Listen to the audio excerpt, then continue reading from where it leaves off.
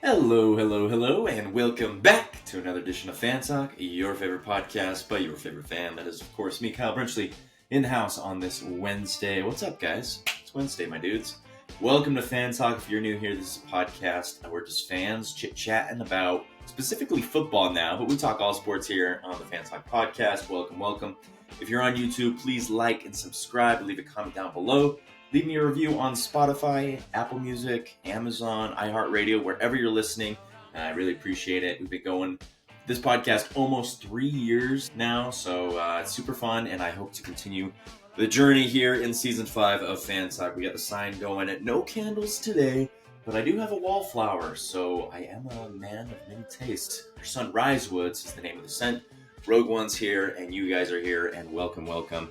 Let's jump right in to the podcast today. As you may have guessed, we're talking college football, we're talking NFL. Can you believe it? We're already in week 3 of college football. So we'll be looking at the new college football rankings that come out every single week, the AP Top 25 poll. We'll look at which games you should be watching this weekend, the most exciting and intriguing and interesting matchups. And then we'll look ahead to what's to come. And then we'll shift our focus to the NFL, and we'll make my NFL weekly picks. And we'll go from there. And at the end, we will mention some of the other sports. As you know, it's football season now, so this podcast can be very football heavy for the next few months. But we'll mention the U.S. Open. I'll mention the marathon, half marathon that I'm running here in just a bit, and so much more. Welcome, welcome to Fan Talk. Let's jump right in to college football. So here we are, week 3 of the college football season, 2025. Wow. We had some fun games last week. Last week, it was a lot of lopsided games. These first 3 weeks, a lot of good teams play a lot of bad or smaller or less competitive teams. And that's just the way the season rolls. That's just the way the cookie crumbles. It gets these smaller teams exposure. And it pretty much is a practice rep for these bigger teams to put up 60, 70 points on Northeast Delaware Tech College. AP Top 25 poll, Ohio State has remained at the top, number 1. Penn State, number 2. LSU, number 3. Oregon, number 4. Miami, number 5. That rounds out the top 5. Pretty similar to what it was last week. And honestly, these first couple weeks, it might stay pretty similar. There are some top 25 games this week that you should be watching, and we'll get to that in just a second. So that might shake up the dynamic of the top 25 poll. As we know, week 1 had some of those games that were shaking up the preseason top 25. But if you can take a look here on the screen, and I'm sorry, audio listeners, I'll do my best to explain it to you if you're not watching the video right now. But all these teams here in the top 5, even a Georgia, Texas, some of these other teams that are just outside the top 5 and the top 10, some really good football teams that have been playing really well so far to start this season. Obviously, Ohio State took out Texas in week 1 and then destroyed Grambling State in week 2. Ohio State's looking good. Penn State's looking good. LSU was ranked pretty high in the preseason poll, but I'm kind of surprised that they're at number 3. Again, that was because the big win over Clemson. We'll see what they can do this week. Oregon, a team nobody's really talking about. Dillon Gabriel's now in the NFL. It's kind of a new look team there in Oregon, but they're still number 4, 2-0. An opportunity to really shock a lot of people and make a big splash, not just in the Big Ten, but in all of college football. And then Miami, Georgia, as you can see the rest there. Shout out to Oklahoma, 2-0. Big win over the Michigan Wolverines at home. John Mateer looked pretty good. Still some flaws that need to be smoothed out there, but sitting at 13. And then for all my Utah fans, Utah's up to number 20. Devin Dampier, Kyle Whittingham, that team's looking pretty good. They're going on the road this week. I'll tell you about that in just a second. And then BYU coming in, receiving 92 votes. So for all intents and purposes, they are ranked number 27th right now. They have the week off this week, but once they get a few more wins against some more competitive opponents, some Big 12 opponents, then I guarantee if they can win those games, they'll get into the top 25. They've just played some Bush League teams in Stanford and Portland State, both games at home. So that's the top 25. Get a good look again. And if you're just listening to this, you can find this on ESPN, CBS Sports, wherever it is. We live in 2025. You can find this. You don't need to come to my podcast just for it, but I appreciate you tuning in for that. So you might be wondering then, okay, so what game should I be watching this week in college football? I'll tell you. Here we go. College football week 3 kicks off on Thursday. I'd recommend watching the Thursday night football game in the NFL rather than this college game. But if you're bored, you can check out the college game. But these are the games you should be watching in college football this week. The first one comes on Saturday, so wait till your Saturday. Go out and do something fun Friday night. There are a few games, but go take out your girl or your guy and go have fun on a Friday night. But on Saturday, lock in because there's some good matchups. The first game you should be watching is Wisconsin versus Alabama. Now, Alabama's Alabama. They're going to be good. They're going to win games. Sure, they did lose a game, but they're still a very good team. So watch for Alabama against Wisconsin. Wisconsin's kind of always been kind of in the mix in the Big Ten. I think they're going to kind of fall behind now that Penn State and Ohio State are a dynasty.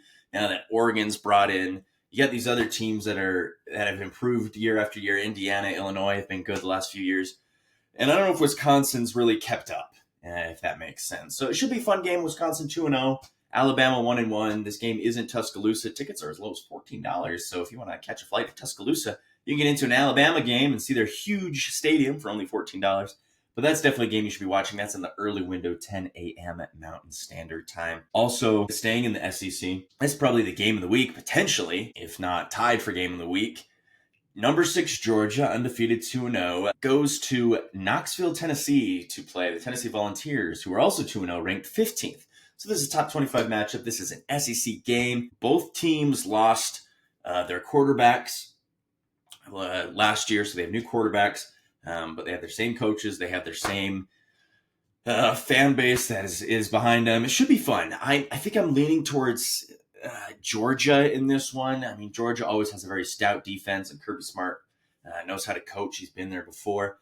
But Jaden Aguilar, I think that's how you say it, Aguilar, for Tennessee has already thrown for 535 yards and 5 touchdowns in just 2 games. So he's been very impressive. I wouldn't be surprised if Tennessee pulls off the upset here, especially since they're at home. But I'm kind of leaning towards Georgia. That's a game you definitely need to be watching. That's on the 1:30 p.m. Mountain Standard Time window over on ABC. And then after that game, there's a few kind of so-so games. And then at 2:30, this is sneakily maybe the best interesting game of the week. South Florida coming off a huge upset of the Florida Gators in Gainesville. South Florida jumped all the way from unranked up to number 18. They're 2-0. They're traveling down to Miami, Hard Rock Stadium, to play the Miami Hurricanes. Now, the Miami Hurricanes 2-0, ranked number 5, had a huge win against Notre Dame the first week. This one should be a really fun matchup. It's over on the CW. So if you have the CW or if you have YouTube TV or any of these streaming services, you should be able to find it. The game's at 2:30 Mountain Standard Time. Should be a fun one. It does look like it might be rain and thunderstorms, so it could be a wet one. South Florida, Miami. Can you imagine if South Florida pulls off another big upset on the road against another good Florida team?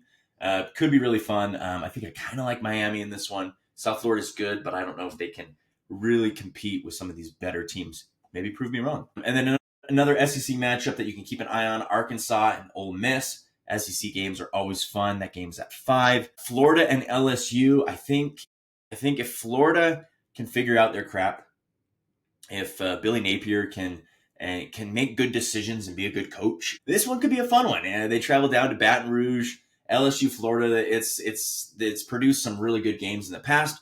That's a fun one you could be watching on the night side. Maybe you can get the 2 screens up and watch Florida, LSU, as well as Texas A&M and Notre Dame. Notre Dame's still ranked 8th. They've only lost one. They've only played one game and they've lost it. But they're hosting Texas A&M. Malik Reed, Texas A&M's quarterback, has already thrown for 7 touchdowns. Granted, last week against Utah State, he wasn't really facing that tough of a secondary.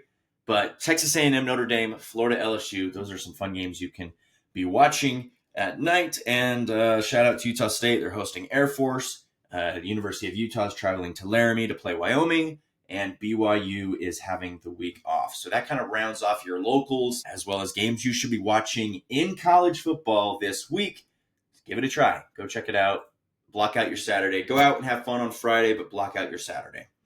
All right, ladies and gentlemen, it is now time for NFL Pigskin Pick'em. Again, it's not too late to join. It's through ESPN Fantasy. It's a group that I created. All you have to do is go through and pick the winner of each game each week.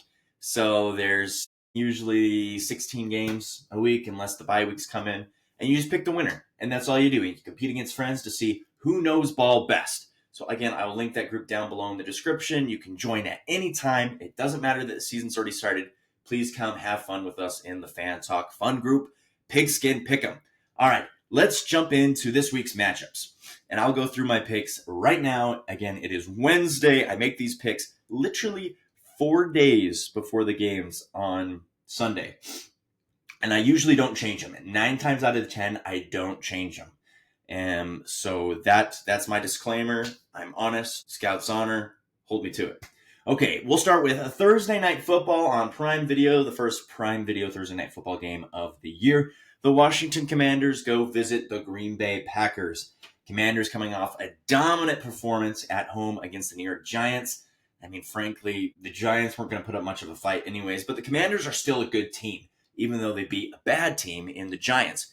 Green Bay Packers absolutely manhandled the Detroit Lions, and Detroit's still going to be good, but I think Detroit has really seen that losing their 2 coordinators, offensive defensive coordinators, really impacts the team a little more than you may think. Ben Johnson, of course, went to Chicago Bears. We'll talk about him in just a second.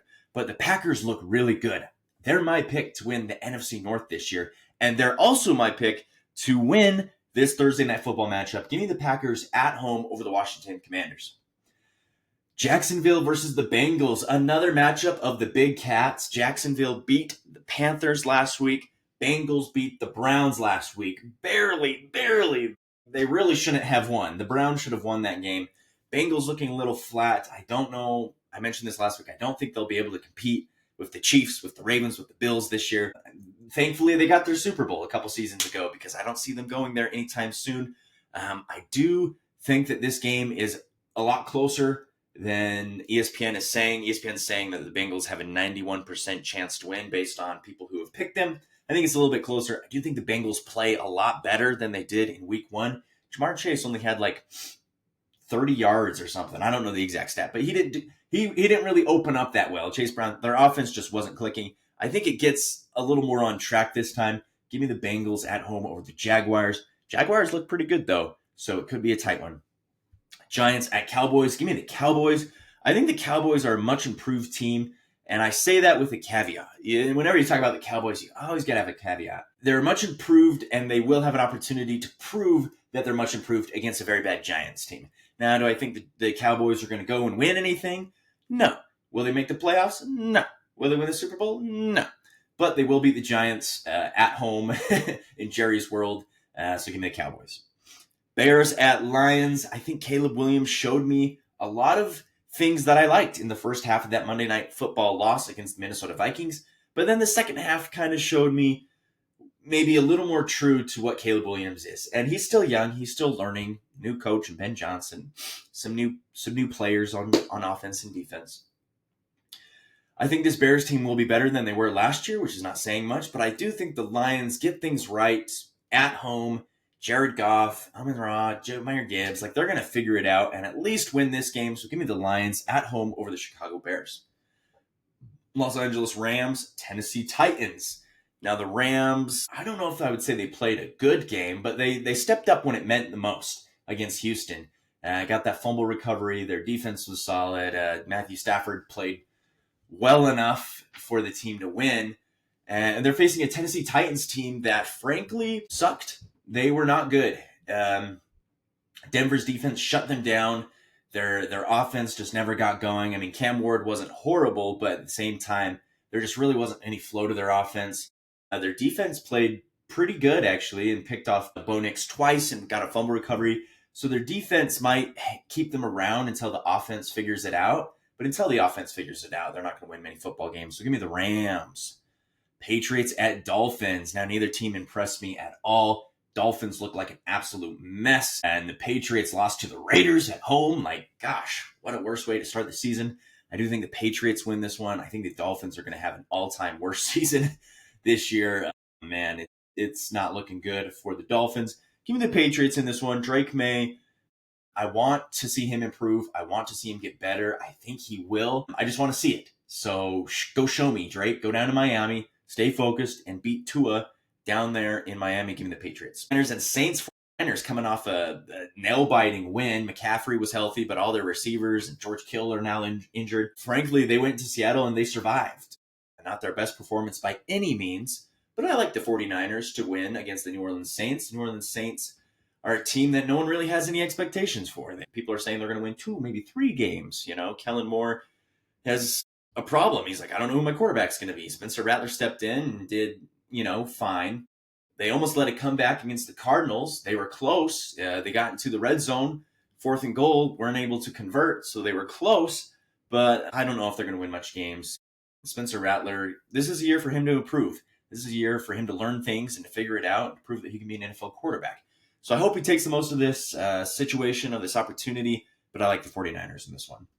Bills at Jets. Give me the Bills in this one. Incredible comeback. If you have not seen this, last week they played the Baltimore Ravens and they came back. They were down 40-25 with 5 minutes left and were able to come back and win that game 41-40.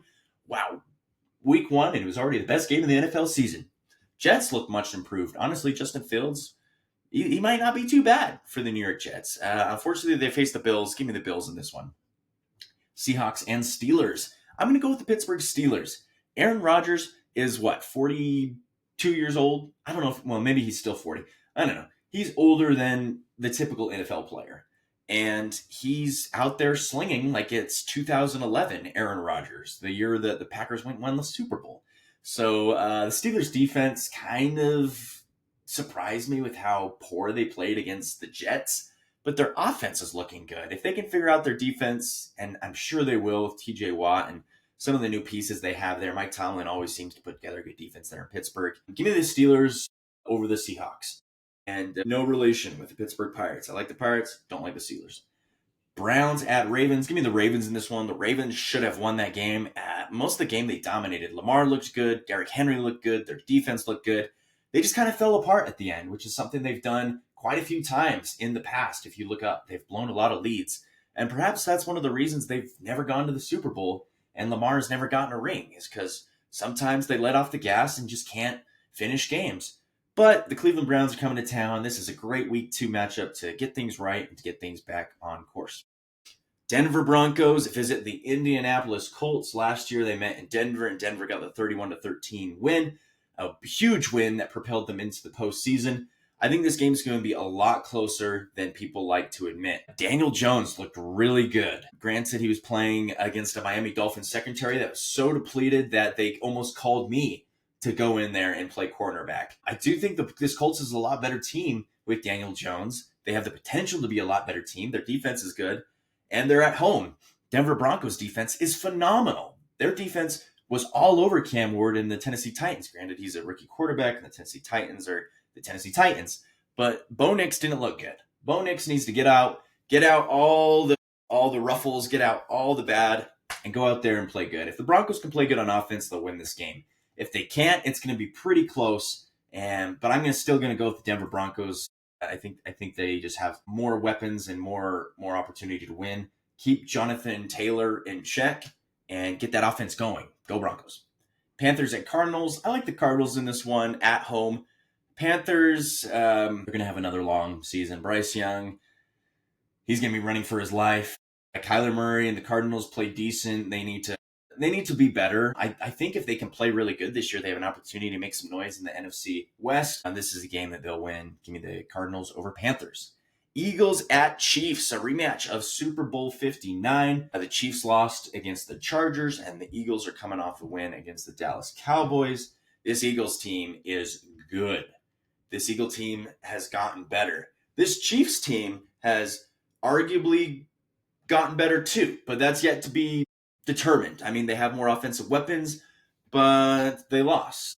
And maybe Travis Kelce's on his way out. He's focused on other things. And Patrick Mahomes will always be Patrick Mahomes. But their defense wasn't able to stop Justin Herbert, and the Chargers. So I'm going to go with the Eagles in this one.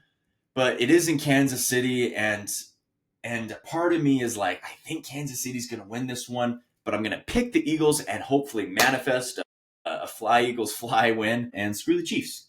Go 0-2, baby. Atlanta Falcons, Minnesota Vikings. J.J. McCarthy was accounted for 3 touchdowns in the fourth quarter on their Monday night win against the Chicago Bears. Michael Penix Jr. looked pretty good for the Atlanta Falcons. Both these guys are in their second year, technically. J.J. McCarthy didn't play last year because he was injured. But this should be a fun young quarterback matchup. I'm going to just pick the Vikings because they're at home.